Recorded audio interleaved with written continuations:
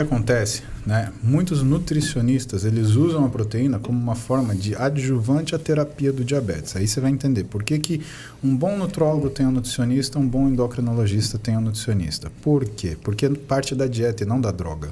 Se a gente fica tentando compensar na droga, Renato, a gente vai dar droga para essa pessoa indefinidamente, não vai ter jeito, porque aí a gente vai ensinar, que é uma coisa que a gente tem que ensinar, a pessoa a compensar a glicemia dela. Então, um UI de insulina faz baixar, em média, 50 unidades de glicemia no seu sangue. Então, o cara vai lá, picou o dedo, putz, deu 250. Legal, ele usa um UI de uma insulina rápida, pum, vai chegar em 200. O diabetes hipercorrigido, ou seja, você botar o cara com uma glicemia de 70 é uma coisa muito perigosa, porque o risco dele fazer uma hipoglicemia é gigantesca. Tá? Lembra que ele não é que nem a pessoa normal. A pessoa normal ela tem mecanismos que prontamente fazem hiperglicemia. O diabético não é assim. O diabético funciona diferente. Então você tem que lidar com uma situação onde a alimentação dele, o ideal é que ele faça aquilo que o Felipe falou, contagem de carboidrato. Então o Felipe, ele não só cuida do paciente, ele dá uma aula para o paciente de nutrição, onde ele senta com esse paciente e ele fala assim, tá bom, ó, a sua refeição Aliás, primeira coisa que ele faz, ele pega a prescrição de droga do médico. Por quê? Quando a gente vai insulinizar um paciente, a gente tem que fazer o fator de sensibilidade desse paciente para programar quanto de insulina ele vai tomar. Em média, um paciente vai usar entre meio e 1 unidade de insulina para cada quilo de peso corporal. Dessa quantidade, ele vai usar mais ou menos 50%, ou o ideal, 50% insulina de longa duração, 50% insulina de curta duração. Então, se esse cara pesa 100 quilos, por exemplo, ele vai usar, em média, ele pode chegar a usar 100 unidades de insulina por dia, usando 50 de insulina de longa duração. Eu gosto de usar uma que chama Tresiba, que eu acho mais segura. Não é a Lantus. A Lantus também é de longa duração. Sim. O problema da Lantus, Julião, é que a Lantus ela é uma insulina de longa que tem uma duração menor do que a Tresiba e ela estimula IGF-1. Qual é o problema? Porque a priori você fala, pô, IGF-1 é legal. O IGF-1 ele tem uma coisa que não é legal. Ele é lipogênico.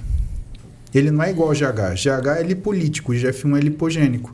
Então, quando você usa Lantus, o paciente ele tende a ficar mais inchado e tem facilidade de engordar. Então, tem muito paciente, principalmente mulher, que você só troca de Lantus para Tresiba, né, que ela já melhora, ela já dá uma desinchada. O meu mecanismo primeiro de uso de insulina, no início de meados de 2000 que eu aprendi, com o saudoso Wilson, ele usava uma combinação que na época nem se trabalhava com ultra rápida. Era regular mais Lantus, numa proporção de 1/3 dessa regular para 2/3 dessa Lantus. E você tomava ela sempre pela manhã para ter uma ação longa e duradoura durante o dia todo. Então vamos explicar de onde que provavelmente saiu isso. Porque quando você tem um paciente que tem diabetes, né, antigamente o que se fazia? Pegava a insulina, dividia, dava 2/3 de manhã e 1/3 à noite. Tá? E principalmente a gente fazia com uma insulina chamada insulina NPH, que tem um tempo de duração um pouquinho menor.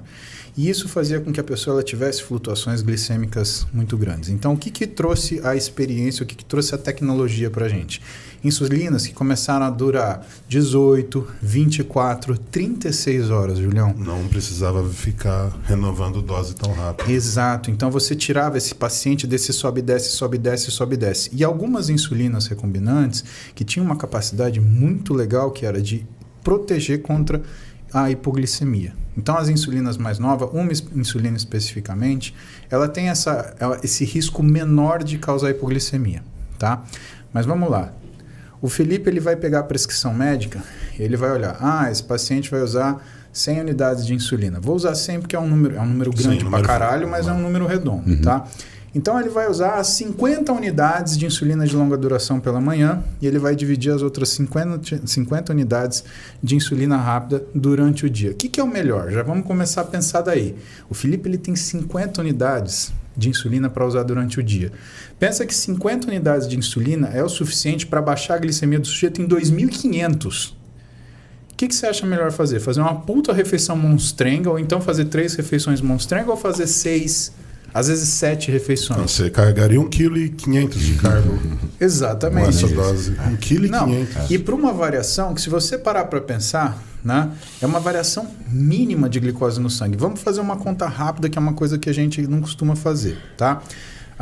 Vamos lá. O que é a glicemia? É quantos miligramas de glicose você tem por decilitro de sangue, tá? Então, você tem lá uma glicemia de 100, tá?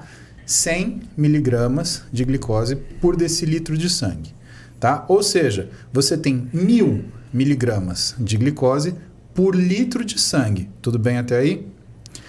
Quanto que tem um cara do nosso tamanho? Uma volemia de uns 5 litros? Então tá bom. Sim. Então significa que na nossa volemia a gente tem 5.000 miligramas... 5 gramas de glicose. Exatamente. Cara, pensa que o que faz a nossa vida ser sustentada são 5 gramas de glicose só. Não é nada. É menos que nada, é um negócio mínimo. Então o ajuste ele é muito delicado.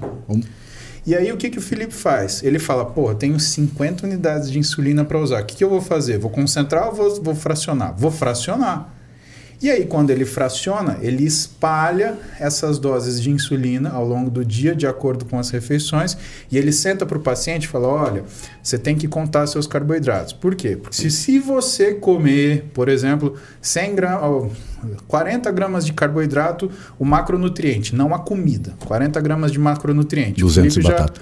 Exatamente. E ele já deu a dica, ele falou, eu dou uma unidade para cada 20, eu calculo 20 gramas de carboidrato para cada unidade de insulina. Então ele sabe que ele está dando aqueles 40 gramas de carboidrato, que ele tem que dar 2 unidades da insulina ali.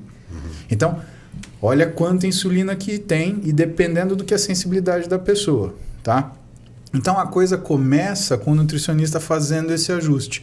Agora, o que é legal da proteína para quem tem diabetes? O legal da proteína é que hoje a gente tem uma série de estudos mostrando efeitos fisiológicos, whey protein, creatina, no paciente com diabetes. Teve um estudo muito legal que comparou a ação do whey protein com inibidores de DTP4. O que é um DTP4? É uma enzima chamada dipeptilpeptidase. O que ela faz? Ela quebra a insulina. Então, teoricamente, se você cria um inibidor dessa enzima, você faz o que de benefício para o diabético? Você tem uma insulina que dura mais tempo. Logo, ele precisa tomar menos insulina. Bom. Você está falando de quiabo? De quê? Quiabo. Por que quiabo? Porque quiabo tem um estudo bem profundo que alega que ele consegue abaixar a glicemia de pessoas insulina independente. Pô, que legal. Eu acho que é por causa que ele tem aquela babinha e pode ser que tenha fibra solúvel. Ah, é verdade. Eu acho que do dito popular... Tem estudo da USP. Faz sentido mesmo, doutor. Da USP. É verdade. Eu cheguei a ver na TV. É isso. verdade. E o Muzi falou uma coisa muito importante em relação a não tratar o paciente com fármaco. Eu tive vamos dizer assim, a iniciativa de trazer... Não, na verdade, dá para você ter uma remissão da diabetes, tipo 2, sim, com uma restrição calórica prolongada. Sim. Pela perda de peso. Tem um trabalho clássico de 75. Mas você não consegue fazer isso de imediato, você precisa ir graduando. Um ano. O trabalho foi graduando feito. Mas você, para chegar nesse nível, você precisa graduar esse indivíduo dentro de um ano para conseguir essa regulagem. Aí vamos lá. Eu tenho um médico, eu tenho um profissional de educação física, também o Renato, tenho um nutricionista e um psicólogo. Imagina essa equipe cuidando de pacientes obesos, mórbidos, durante um ano dentro de um hotel. Comendo 1000 calorias por dia. Exatamente o trabalho de um spa sério. Isso. Exatamente. E aí você tem 90% dessa dieta hipocalórica em carboidrato. Um cara que é low carber, tipo Zilotes, que é o fanático, ele vai falar que o cara não vai emagrecer comendo arroz. Isso é... Mas tem trabalho publicado em 75 que mostra isso. Né? Você pode mostrar pra mim, Marcelo? Só para...